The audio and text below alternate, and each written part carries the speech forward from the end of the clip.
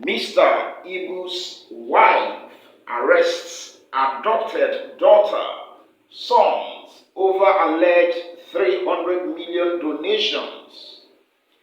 The shame that has encircled the family of funny actor and comedian John Okafor, aka Mr. Ibu, is becoming wider and wider. The latest from them is that while Mr. Ibu is still in the hospital and recovering from the amputation of one of his legs, his wife, Stella Maris Okafor, has gotten his adopted daughter, Jasmine, and two sons, Daniel and Val, arrested. We learned that she accused the trio of allegedly withdrawing 300 million naira from the money donated for the actor's treatment.